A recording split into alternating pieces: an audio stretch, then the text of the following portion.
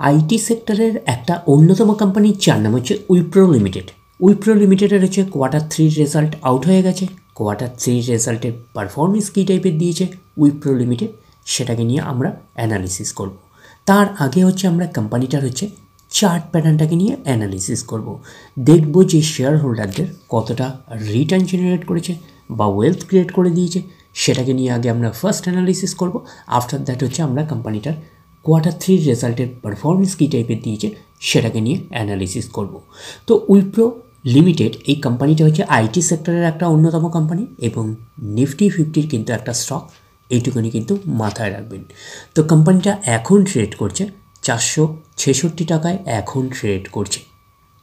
আমরা যদি চলি এই কোম্পানিটার মার্কেট ক্যাপিটালাইজ, তাহলে মার্কেট ক্যাপিটালাইজ হচ্ছে অ্যাপ্রক্স 2.5 লাখ কোটি টাকার মার্কেট ক্যাপিটালাইজ। অর্থাৎ এই কোম্পানিটাকে আমরা ব্লু চিপ লার্জ ক্যাপ টাইপের কোম্পানি হিসাবে কিন্তু কনসিডার করতেই পারি। তো কোম্পানিটার আমরা যদি একদিনের পারফরমেন্স দেখি, একদিনে হচ্ছে 4% মতন পজিটিভ রিটার্ন জেনারেট করেছে একদিনে। 5 দিনের পারফরমেন্স করেছে 2% মতন পজিটিভ রিটার্ন জেনারেট করেছে 5 দিনে। 1 মাসের পারফরমেন্স দিয়েছে 7% মতন পজিটিভ রিটার্ন জেনারেট করেছে 1 মাসে। আমরা যদি চলি এই 6 মাসে, তাহলে 6 মাসের পারফরমেন্স দিয়েছে 15% মতন কিন্তু পজিটিভ রিটার্ন জেনারেট করেছে 6 মাসে। 1 জানুয়ারি থেকে পারফরমেন্স দিয়েছে 1% মতন নেগেটিভ রিটার্ন জেনারেট করেছে 1 জানুয়ারি থেকে। 1 বছরের পারফরমেন্স কীরকম দিয়েছে 17% মতন কিন্তু পজিটিভ রিটার্ন জেনারেট করেছে 1 বছরে। তো ন্যাচারাল ব্যাপার, আমরা জানি যে শর্ট টার্মে সেভাবে ওয়েলথ ক্রিয়েট হয় না স্টক মার্কেট থেকে। যত লং খেলবেন স্টক মার্কেটে তত হচ্ছে ওয়েলথ ক্রিয়েট হয়। বাট এই কোম্পানিটা কিন্তু শর্ট টার্মে অর্থাৎ 1 বছরে কিন্তু একটা ওকে টাইপের পারফরমেন্স করেছে, আমরা এইটুকুনি বলতেই পারি। তো এখন দেখার বিষয় কোম্পানিটা কি লং টার্মে ভালো পারফরমেন্স করেছে, লং টার্মে কি শেয়ার হোল্ডারদের ওয়েলথ ক্রিয়েট করে দিয়েছে, সেটাই কিন্তু এখন আমাদের দেখার বিষয়। তাহলে আমরা চলে যাচ্ছি কোম্পানিটার 5 বছরের চার্ট প্যাটার্নে।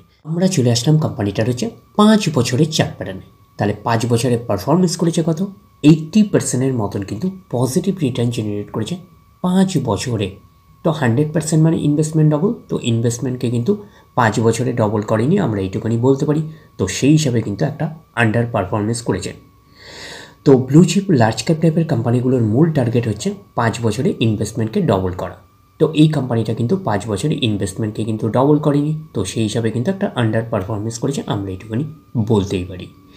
এইবারে আমরা চলে যাচ্ছি কোম্পানিটার ম্যাক্সিমাম চার্ট প্যাটার্নে। তাহলে ম্যাক্সিমাম চার্ট প্যাটার্ন হিসাবে পারফরমেন্স করেছে 3277% মতন পজিটিভ রিটার্ন জেনারেট করেছে অল টাইম বা ম্যাক্সিমাম। কোম্পানিটা লিস্টেড হয়েছে কবে, কোম্পানিটা লিস্টেড হয়েছে 1999-এ। তাহলে 1999 থেকে কিন্তু এখনও অবধি রিটার্ন জেনারেট করেছে 3277% মতন পজিটিভ রিটার্ন জেনারেট করেছে অল টাইম বা ম্যাক্সিমাম। তো ম্যাক্সিমাম চার্ট প্যাটার্নটা লেফট টু রাইট ওপরের দিকে মুভ করছে, তো সেই হিসাবে কিন্তু একটা ডিসেন্ট টাইপের চার্ট প্যাটার্ন হিসাবে আমরা কনসিডার করতেই পারি। তো এইবারে আমরা চলে যাব কোম্পানিটার হচ্ছে কোয়ার্টার 3 রেজাল্টে, দেখবো যে কোয়ার্টার 3 রেজাল্টে পারফরমেন্স কী টাইপের দিয়েছে। তাহলে আমরা চলে যাচ্ছি কোম্পানিটার কোয়ার্টার 3 রেজাল্টে। আমরা চলে আসলাম কোম্পানিটার হচ্ছে কোয়ার্টার 3 রেজাল্টের পিডিএফ ফাইলে। আগে আমরা ফার্স্ট দেখে নেব যে কোম্পানিটা হচ্ছে ডিভিডেন্ড ডিক্লেয়ার করেছে নাকি, এটাকে আগে আমরা ফার্স্ট দেখে নেব। তো এখানে লেখা দেখতেই পাচ্ছেন, লেখা আছে ইন্টারিম ডিভিডেন্ড 1 টাকা। তো ইন্টারিম ডিভিডেন্ড কিন্তু 1 টাকা করে কিন্তু ডিক্লেয়ার করেছে। তো ইন্টারিম ডিভিডেন্ডের ক্ষেত্রে কিন্তু শেয়ার হোল্ডারদের অ্যাপ্রুভালের প্রয়োজন হয় না, এইটুকুনি কিন্তু মাথায় রাখবেন। তো এইবারে আমরা চলে যাব কোম্পানিটার হচ্ছে কোয়ার্টার 3 রেজাল্টে, দেখব যে কোয়ার্টার 3 রেজাল্টের পারফরমেন্স কী টাইপের দিয়েছে। তো আপনারা এরকম স্ক্রল ডাউন করে দেখবেন যে কত নাম্বার পেজে দিয়েছে। তো মোটামুটিভাবে আমরা দেখতে পাচ্ছি 10 নম্বর পেজে দিয়েছে কোয়ার্টার 3 রেজাল্ট। তো আগে আমরা ফার্স্ট দেখে নেব যে সিকোয়েন্সগুলো ঠিকঠাকভাবে সাজানো রয়েছে নাকি, এটাকে আগে আমরা ফার্স্ট দেখে নেব।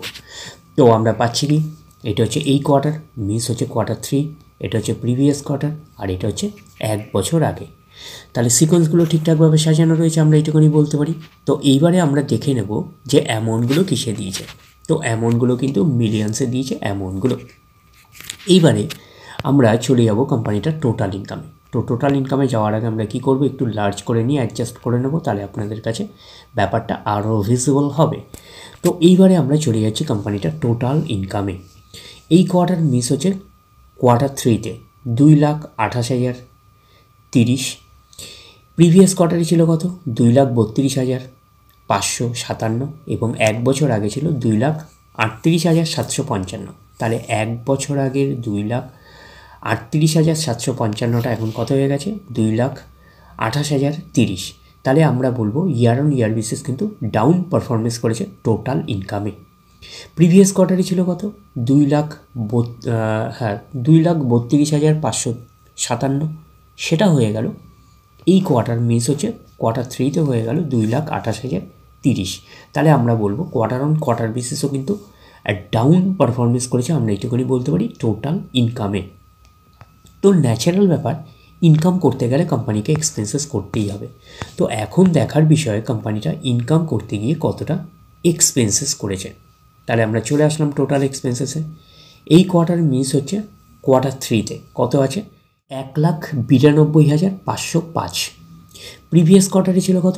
1,97,435 এবং এক বছর আগে ছিল 1,99,029। তাহলে এক বছর আগের 1,99,029টা এখন কত হয়ে গেছে? 1,92,505। তাহলে আমরা বলবো ইয়ার অন ইয়ার বেসিস কিন্তু ডাউন পারফরমেন্স করেছে টোটাল এক্সপেন্সেসে।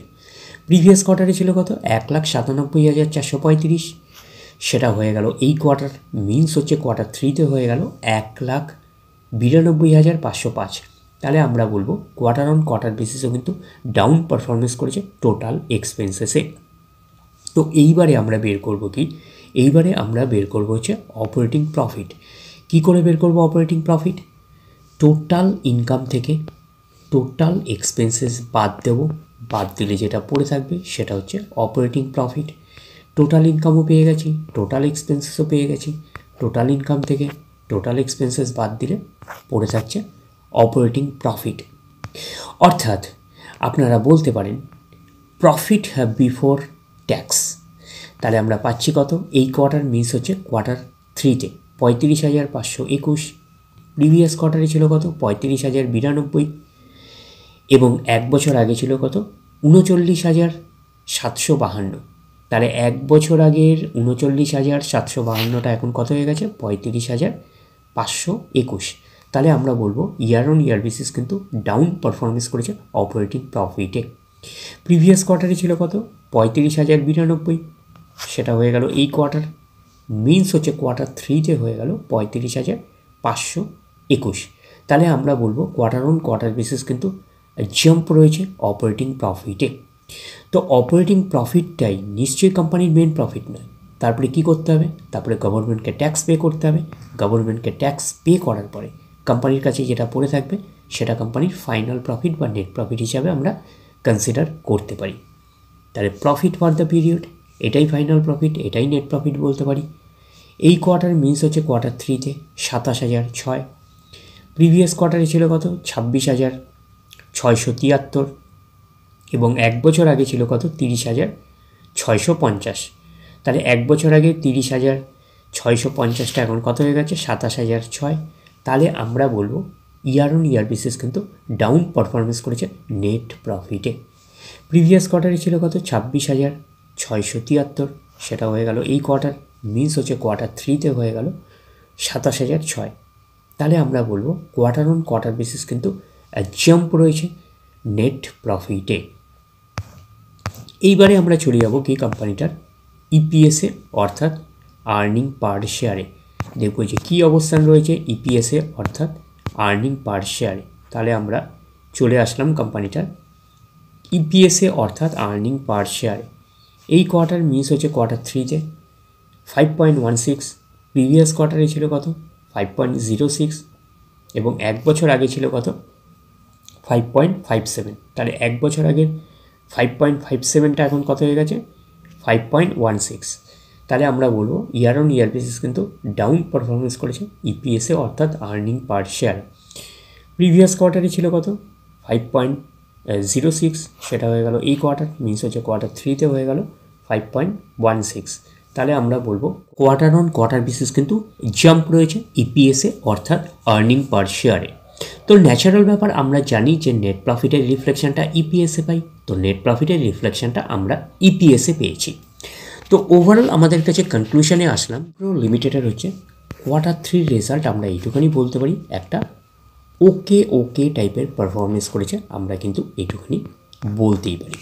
তাহলে ওভারঅল ভিউটা আপনাদের কাছে ক্লিয়ার।